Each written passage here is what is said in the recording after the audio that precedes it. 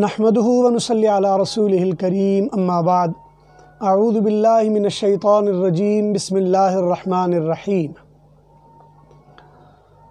وعلمک ما لم تکن تعلم وکان فضل اللہ علیک عظیما صدق اللہ مولانا العظیم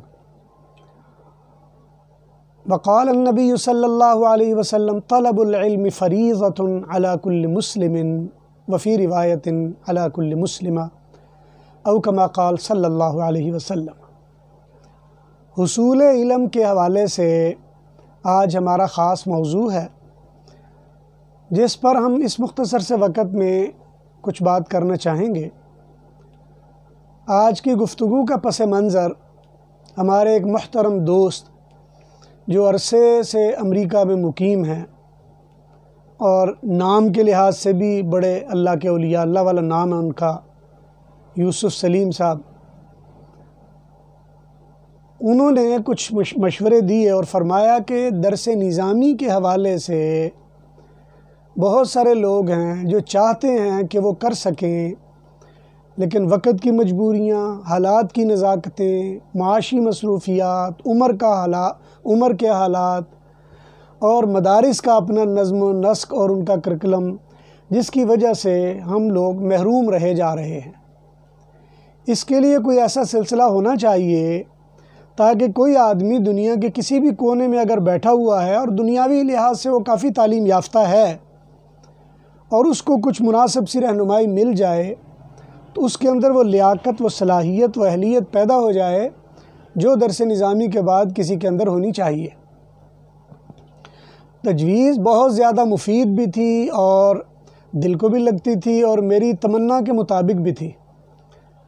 لہذا اس کے بعد ایک ذہنی طور پر خاکہ تیار کیا گیا۔ اس خاکے کا آج پہلا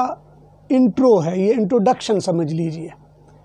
گویا درس نظامی کا آج انٹروڈکشن دینے جا رہا ہوں آپ کو۔ اس کے بعد میری کوشش یہ ہوگی کہ درس نظامی کے جتنے علوم ہیں جو پڑھائے جاتے ہیں یا ہم نے پڑھے ہیں، ان سب کا ایک ایک یا دو قسطوں میں تعارف ہوگا، اور اس کے بعد پھر ہر علم پر کچھ مخصوص ہمارے مجالس ہوں گی، اور ان مجالس کے ساتھ ہم ایک آدھ صفحے کا اس کی پریزنٹیشن آپ کے ساتھ شیئر کر لیں گے۔ اور مجھے اللہ تعالیٰ کے گھر میں قوی امید ہے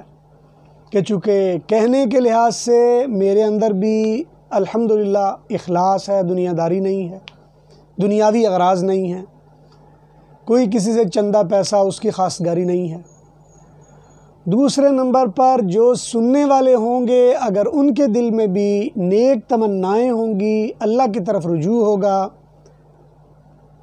انشاءاللہ میں امید کرتا ہوں کہ وہ دین کو احسن طریقے سے سمجھ پائیں گے۔ درس نظامی ہے کیا؟ اسلامی نظام تعلیم اپنے مختلف مدارج، مختلف اوقات میں طے کرتا رہا۔ حضور اکرم صلی اللہ علیہ وسلم نے صفہ میں جس یونیورسٹی، جس مکتب، جس مدرسہ، جس سکول، جس مدرسہ، جس کالج کی بنیاد رکھی،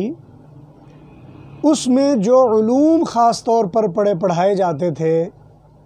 بنیادی طور پر وہ تین تھے۔ نمبر 1 قرآن کریم، نمبر 2 نبی علیہ السلام کے فرامین،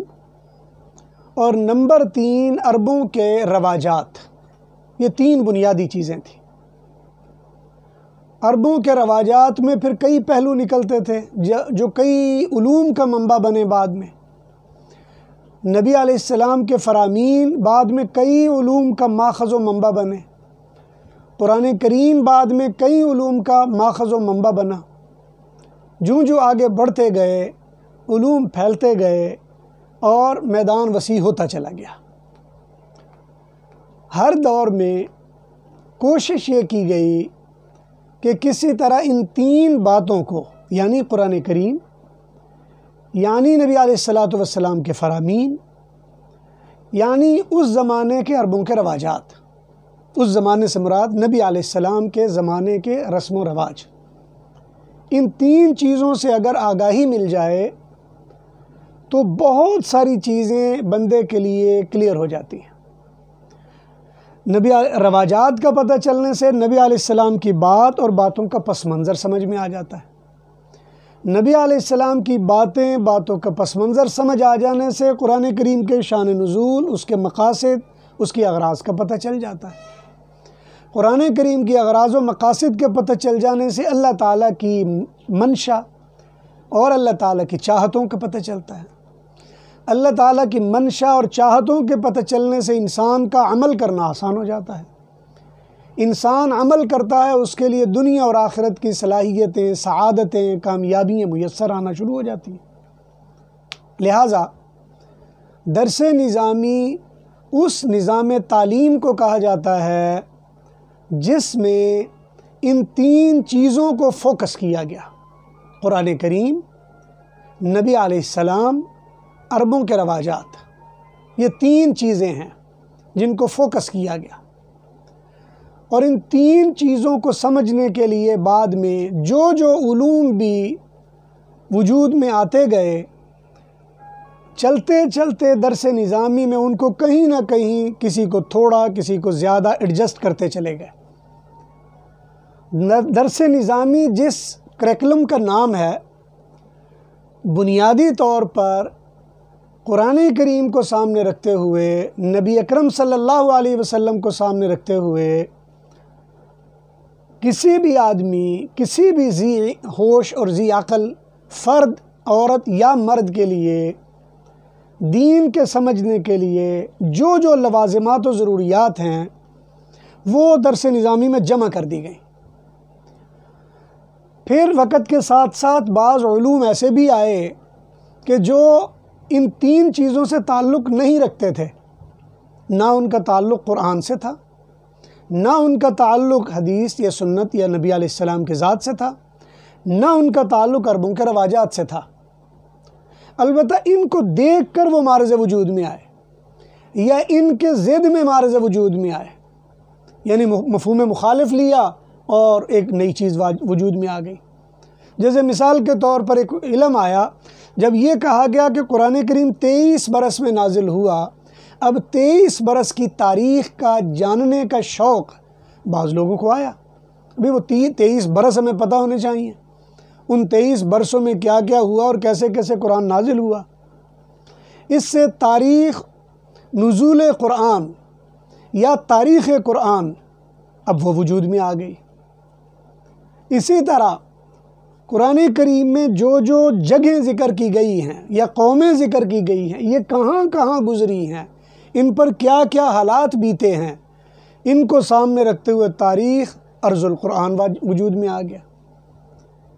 قرآن کریم میں بہت سارے علوم کا تعارف ہوا، ان علوم کے تعارف کی بنیاد پر علوم القرآن ایک علم معرض وجود میں آ گیا۔ پھر پڑھنے کے لحاظ سے کئی علوم آ گئے۔ اب جب دیکھا جائے تو جب قرآن کریم کے تاریخ کے لحاظ سے علوم سامنے آئے تو لوگوں کو خیال آیا کہ اگر قرآن کی تاریخ ہوتی ہے تو بائبل کی بھی تاریخ ہونی چاہیے۔ لہٰذا ایک نیا علم وجود میں آیا، بائبل کی تاریخ۔ جب بائبل کی تاریخ کا مسئلہ آیا تو ہندوؤں کو خیال آیا کہ وید کی بھی تاریخ ہونی چاہیے، لہٰذا ایک نیا علم وجود میں آ گیا، ہسٹری آف ویدا یا ویداس۔ اسی طرح ہر مذہب کے لوگوں کی نظر میں اس کی ایک تاریخ آ گئی اور لوگ اس پر فوکس کرنے لگے۔ اس کے ساتھ ساتھ اہل یورپ بھی پیچھے نہیں رہے، ان کو خیال آیا کہ جناب ہمارے پاس مذہبی کتاب تو نہیں، لیکن یونان کے بڑے دانشور لوگ افلاطون و ارسطو ہمارے پاس گزرے ہیں، سقراط و بقراط نے ہمارے ہاں وہ پروان چڑھے ہیں، ان کے افکار کا تجزیہ بھی ہونا چاہیے۔ لہٰذا تاریخ، فلسفہ یونان یہ وجود میں آ گیا۔ اور اس کے بعد جب تاریخ وجود میں آئی تو پھر ان اقوام کا ذکر آ گیا، مثلا یونان کی تاریخ کا ذکر آ گیا کہ جی ارسطو اور فلسطون کے دوران سیاسی زمانہ کیسا تھا، معاشی حالات کیسے تھے، نظم و ضبط کیسا تھا، لوگوں کا آپس کی رہتل کیسی تھی، ان کی معاشرت و معیشت کیسی تھی، یہ سارے علوم معرض وجود میں آتے چلے گئے۔ تو گویا ایک وہ علوم کا لامتناہی سلسلہ ہمیں نظر آنے لگا۔ درس نظامی میں یہ کیا گیا کہ کوئی ایسا اہم علم جس کے گرد ان کے علوم پھر رہے ہوں، چکر لگا رہے ہوں، ان کا تعارف بھی اس میں شامل کر لیا گیا۔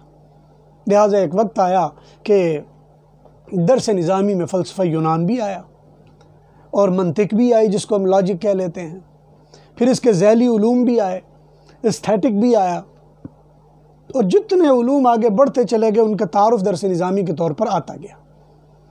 جب تک درس نظامی میں جامعیت رہی، اس وقت تک ہم دیکھتے ہیں مسلمانوں کی تاریخ میں کوئی زیادہ فرقہ واریت نہیں پروان چڑھی۔ کوئی 2-4 مسئلوں پر اختلاف ہوا بھی یا گروہ ایک بنا بھی، تو اس زمانے کے گروہ بنیادی طور پر سیاسی پس منظر رکھتے تھے۔ خوارج فرقہ نہیں تھا، یہ ایک سیاسی جماعت تھی، لیکن چونکہ اس زمانے میں جو سیاسی جماعت ہے وہ عقیدے کے نظریات پر قائم ہوتی تھی، لہٰذا وہ بن گئے۔ معتزلہ فرقہ نہیں تھا، سیاسی جماعت تھی۔ روافض، اہل تشیع، یہ گروہ نہیں تھے، بیسیکلی سیاسی جماعتیں تھیں، ان کے اپنے نظریات تھے، اور بعد میں یہی نظریات آگے بڑھتے چلے گئے، معاملے آگے چلتے چلے گئے۔ درس نظامی بنیادی طور پر وہ طرز فکر، وہ سوچ، وہ انداز، وہ سوچنے کا، سمجھنے کا، کسی چیز کی وضاحت کرنے کا، وضاحت سننے کا ایک پیراڈائم، ایک میتھڈ یا طریقہ کار ہے جو درس نظامی ہے، جس کو جاننے سے بہت سارے مسئلے حل ہو جاتے ہیں۔ سادہ لفظوں میں یوں سمجھ لینا چاہیے کہ موجودہ دور میں 2 پیراڈائم مزید وجود میں آئے۔ ایک پیراڈائم یا ایک میتھڈ تھا جس کو سائنٹیفک میتھڈ کہا جاتا ہے، جو سائنس بیس طرز فکر ہے، یہ وہ طرز فکر ہے، وہ انداز فکر ہے۔ اسی طرح ایک طرز فکر ڈائلیکٹیکل میٹیریلزم یا ڈائلیکٹیکل پیراڈائم آیا، جو آج بھی ہمارے یونیورسٹیوں میں، کالجوں میں وہ چلتا ہے، پڑھایا جاتا ہے، فلسفے میں ہم پڑھتے ہیں۔ یہ پیراڈائم ہے ایک، اور یہ بنیادی طور پر تینوں چاروں پیراڈائم، یعنی درس نظامی ایک پیراڈائم ہے، اور اسی طرح ڈائلیکٹیکل میٹیریلزم ایک پیراڈائم ہے، اور اسی طرح جو سائنٹیفک میتھڈ ہے یہ ایک پیراڈائم ہے۔ اسی طرح سمجھنے کے لیے، سمجھانے کے لیے، سوال کرنے، اس کا جواب لینے، اور ان کے آپس میں سارے معاملات کے لیے جو طرز اور انداز فکر آیا ہے، یہ مختلف پیراڈائم بنتے چلے گئے۔ جب تک درس نظامی والوں کو اپنا پتہ تھا کہ ہم کیا ہیں، ہمارا طریقہ کار کیا ہے، ہمارا میتھڈ کیا ہے، ہم گفتگو کیسے کرتے ہیں، ہمارا سوچنے کا انداز کیا ہے، ہمارا پرکھنے کا، چیک کرنے کا، اسیسمنٹ کرنے کا طریقہ کیا ہے، کسی چیز کی درستگی اور غلطی کو معلوم کرنے کا ہمارا طریقہ کیا ہے، ہم دیکھتے ہیں کہ ہمیں درس نظامی کے بعد فرقہ واریت نام کی کوئی چیز نظر نہیں آتی۔ کم از کم 800 سالہ تاریخ جو درس نظامی کی تاریخ ہے،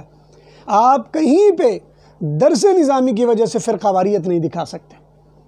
حالانکہ مسائل میں اختلاف رہے ہیں، اور ان مسائل کے اختلاف، علوم کی ترجیح کہ پہلے یہ علم ہونا چاہیے، یہ ہونا چاہیے، پہلے اس کو پڑھانا چاہیے، اس کو پڑھانا چاہیے، یہ علم زیادہ ضروری، یہ علم زیادہ ضروری ہے، یہ انداز زیادہ اچھا، یہ انداز زیادہ اچھا ہے، یہ چلتے رہے، لیکن فرقے نہیں بن سکے۔ درس نظامی میں جن جن علوم کو پڑھایا جاتا رہا ہے اور پڑھایا جاتا ہے، ان میں سب سے بنیادی علم وہ انٹروڈکشن ٹو پرشین ہے، یعنی ہم سب سے پہلے فارسی سے تعارف کرواتے ہیں کہ فارسی پڑھنا لکھنا آ جائے۔ ہمارے ہاں فارسی کے لکھنے پڑھنے کا مقصد ہرگز یہ نہیں ہوتا کہ کوئی بندہ اچھا نیوز کاسٹر بن سکے، کوئی بندہ یا بندی اچھا ٹرانسلیٹر بن سکے، کسی بندے میں اچھی فارسی لکھنے کا ملکہ پیدا ہو سکے، یہ ہمارے ہاں ضروری نہیں رہا۔ ہمارے ہاں فارسی کا بنیادی مقصد یہ ہے کہ چونکہ برصغیر پاک و ہند میں کئی 100 سال تک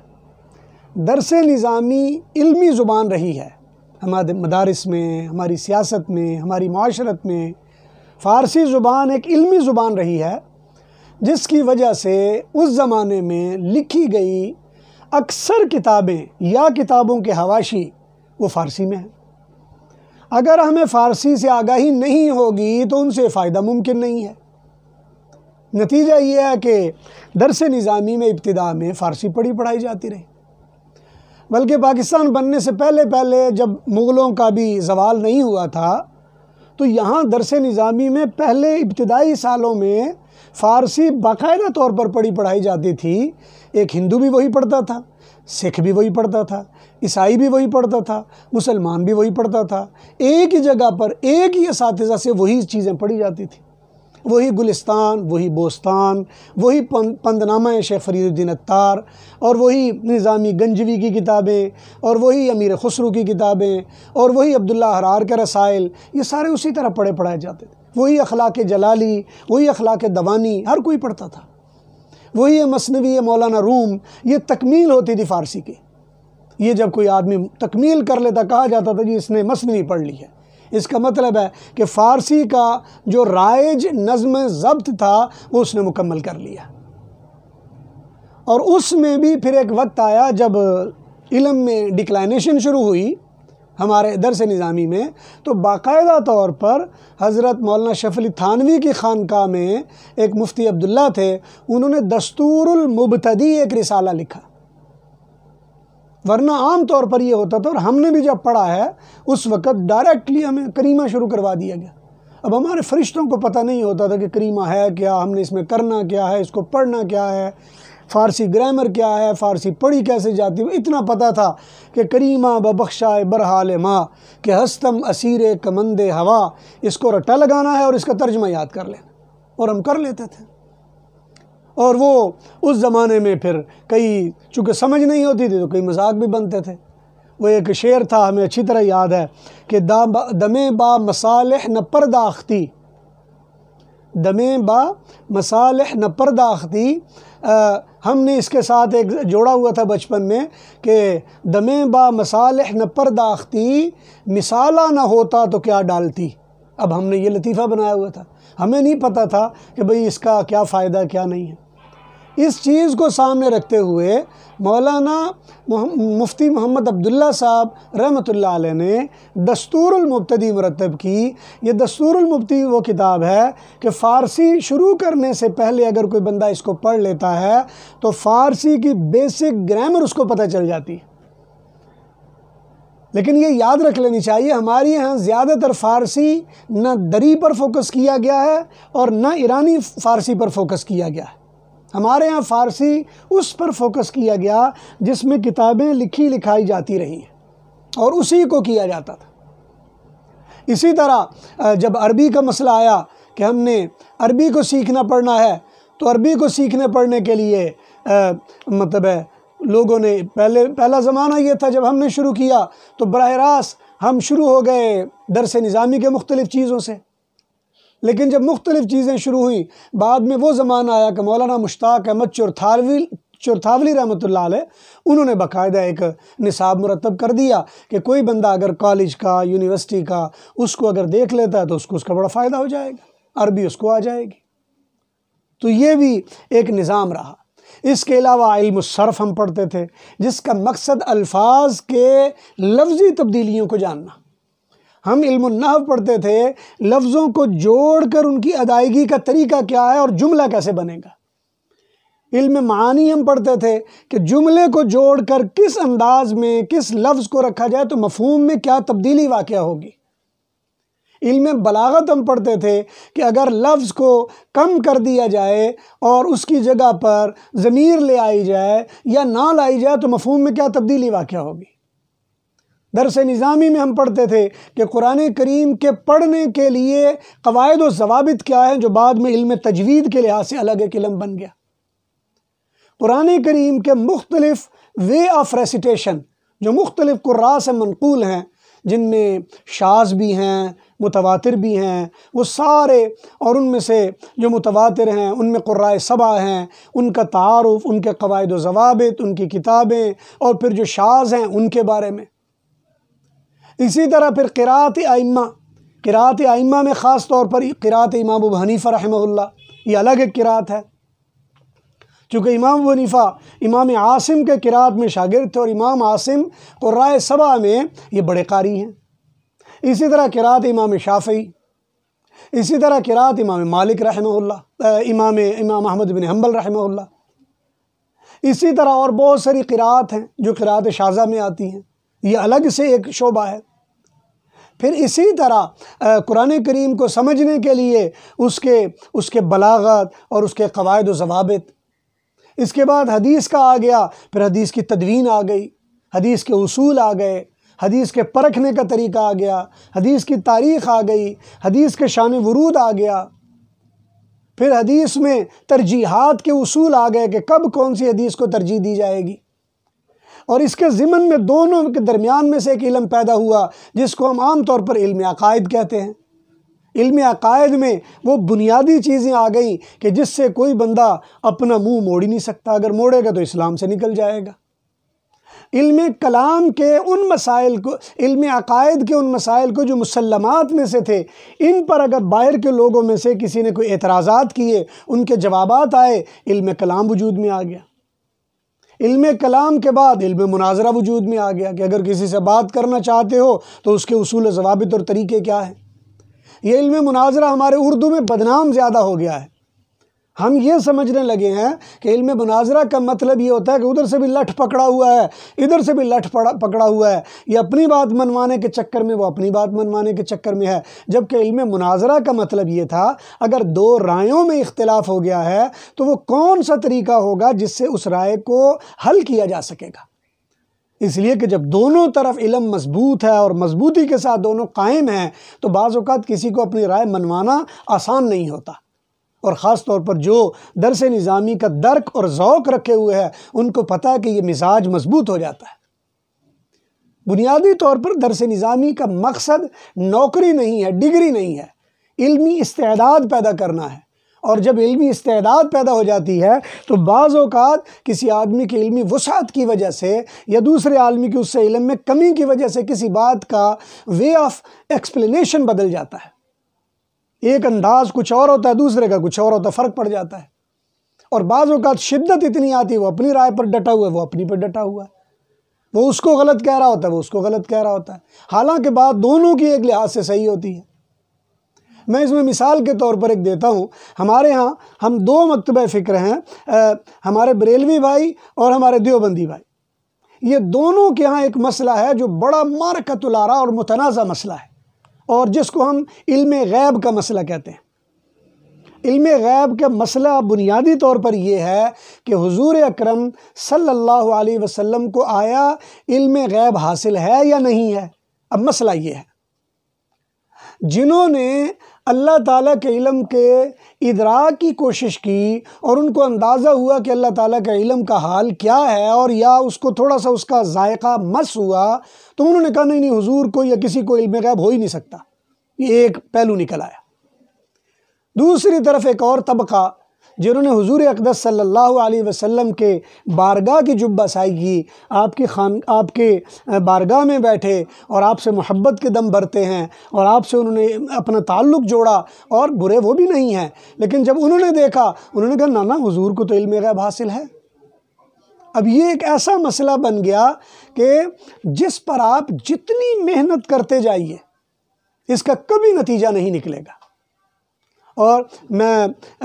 مطلب سمجھانے کے انداز میں ذرا، چونکہ دونوں طرف میرے بزرگ ہیں تو میں ان کا تعارف پیش کرتے ہوئے، ہمارے دادا مرشد حضرت مولانا حسین علی صاحب رحمۃ اللہ علیہ، اور اسی طرح سلسلہ چشتیہ کے بزرگوں میں حضرت پیر میر علی شاہ صاحب رحمۃ اللہ علیہ، اب یہ دونوں بزرگ ایک ہی مکتب کے تعلیم یافتہ ہیں، نوشہرہ میں ایک ہی استاد سے پڑھتے رہے، اور دونوں جن اس اساتذہ سے پڑھتے رہے حضرت مولانا دوست محمد قندھاری رحمۃ اللہ علیہ کے خلفاء میں سے تھے۔ نوشہرہ کی مشہور مسجد ہے، اور حضرت پیر میر علی شاہ صاحب رحمۃ اللہ علیہ کے جو حالات زندگی ان میں بھی اس مسجد کی تصویر آتی ہے، اور چونکہ میرے دادا بھی وہاں، جو حقیقی دادا وہاں تھوڑا علم حاصل کرتے رہے، اس لیے مجھے بھی وہاں جا کے زیارت کا موقع بنا۔ اب دونوں میں آپس میں اس میں چپکرش ہوئی، علم غیب ہے، علم غیب نہیں ہے، جس کا نتیجہ یہ نکلا کہ دونوں طرف شدت آئی، یہ اپنے طور پر قائم ہے، وہ اپنے طور پر قائم ہے۔ اور جب میں نے دونوں طرفین کو گہرائی سے پڑھا تو میں حیران رہ گیا کہ کیا دونوں ہی ایک بات رہے ہیں۔ پیر میر علی شاہ صاحب رحمۃ اللہ علیہ کا جتنا مکتب فکر ہے وہ سارا یہ کہہ رہا کہ حضور اکرم صلی اللہ علیہ وسلم کو علم غیب حاصل ہے، مگر عطائی ہے۔ اب اس میں کوئی مسئلہ ہی نہیں، عطائی کا مطلب ہے اللہ نے عطا کیا ہے۔ اب اللہ نے کتنا عطا کیا ہے؟ بابا وہ عام آدمی سے تو لاکھوں کروڑوں درجے زیادہ ہے، وہ ملائکہ سے تو بہرحال زیادہ ہے، اس میں تو کوئی دو رائے ہیں نہیں، لیکن انہوں نے اس کا نام رکھا یہ علم غیب ہے، اور علم غیب عطائی ہے۔ ادھر دوسری طرف ہمارے دادا مرشد حضرت مولانا حسین علی صاحب تھے، وہ کہتے کہ جو عطائی ہوتا وہ علم غیب نہیں ہوتا، علم غیب تو ہوتا ہے جو کسی اور کو پتہ ہی نہ ہو، جو اللہ کو بھی پتہ ہے اور محمد کریم کو بھی پتہ ہے، وہ علم غیب تو نہ رہا، وہ دو بندوں کو پتہ چل گیا۔ علم غیب تو وہ ہونا چاہیے جو ایک ہی کو پتہ ہو، کسی اور کو پتہ ہی نہ ہو۔ اب یہاں پر یہ چھوٹی سی بات ہے اور اس میں کوئی تنازع نہیں ہے، ورنہ علم غیب عطائی کے وہ بھی قائل ہیں، وہ بھی یہ کہتے ہیں کہ بعد از خدا بزرگ تو یہ قصہ مختصر، اور وہ بھی وہی کہہ رہے ہوتے ہیں، کوئی تنازع نہیں ہے۔ لیکن لفظی بحث کی وجہ سے ہم بعض میں ایک دوسرے کے گریبان ایسے پکڑتے ہیں کہ مشکل ہو جاتی ہے، اور یہ مشکل برائی نہیں ہے اگر اس کو اس کے بنیادی پیراڈائم میں دیکھا جائے، کیونکہ عقیدے میں آپ جب کسی دوسرے کی بات مانتے ہیں تو آپ کو سمجھانا پڑتا ہے، لٹ سے نہیں منوا سکتے۔ اسی طرح درس نظامی میں اور بہت سارے علوم ہیں جس میں فلسفہ ہم پڑھتے ہیں، جسی طرح یونانی فلسفہ پڑھتے ہیں، پھر ہمارا اسلامی فلسفہ آ جاتا ہے، پھر صدر الدین شیرازی کو پڑھتے ہیں ہم اس میں، اسی طرح مطلب اخلاق جلالی و دوانی پڑھتے ہیں، اسی طرح ابو علی سینا کو پڑھتے ہیں، شرح اشارات اس کی پڑھتے ہیں، اسی طرح ہم شرح چغبینی پڑھتے ہیں جس میں فلکیات کے بارے میں بتایا گیا ہے۔ اور آج کل تو حیرت ہوتی ہے کہ فلکیات نام رکھ لیا گیا ہے یہ 7 سیارات کا، یا عطارد، مشتری، مریخ، زحل، یہ 7 8 ستارے یا 12 ستارے، ان کے گردش کا نام ہم نے سمجھ لیا ہے۔ حالانکہ شرح چغبینی جب ہم پڑھتے تھے ہمارے استاد نے باقاعدہ ہم سے کرے بنوائے اور بتایا کہ اب برج کیا ہیں، اب برج ہمارے 7 ستاروں سے کہیں اوپر کی چیزیں ہیں، برجوں کے بعد آسمانوں کی حقیقت کیا ہے، آسمانوں میں حرکت ہے یا نہیں ہے، آسمانوں میں خرق و التیام یا اس کا پھٹنا پھٹانا ہے یا نہیں ہے، یہ ساری باتیں بتائی گئی۔ اسی طرح اللہ تبارک و تعالی نے ہمیں درس نظامی کے حوالے سے جو دی، اس میں علوم القرآن کے لحاظ سے لغت آ گئی ہے، اور لغت میں پھر کئی پہلو آ جاتے ہیں، اسی طرح اور بہت ساری چیزیں آ جاتی ہیں، اور یہ ساری کی ساری چیزیں اللہ تبارک و تعالی نے درس نظامی میں جمع کر دی ہیں، اور ہمیں چاہیے کہ ہم اس کو اچھی طرح سے سمجھیں اور اس کے بعد اس سے آگاہی حاصل کریں۔ یہ درس نظامی کا ایک بنیادی انٹرو تھا جو میں نے کہا میں آپ کے ساتھ شیئر کر لوں، اور میں چاہوں گا کہ دوستو احباب اس کو سنیں، اور ذہنی طور پر خاص طور پر جن کی تعلیم FA BA سے زیادہ ہے وہ ہمارے اس چینل کو ضرور سبسکرائب کریں تاکہ آئندہ کے لیے ہم ایسا کورس لے آ سکیں، اور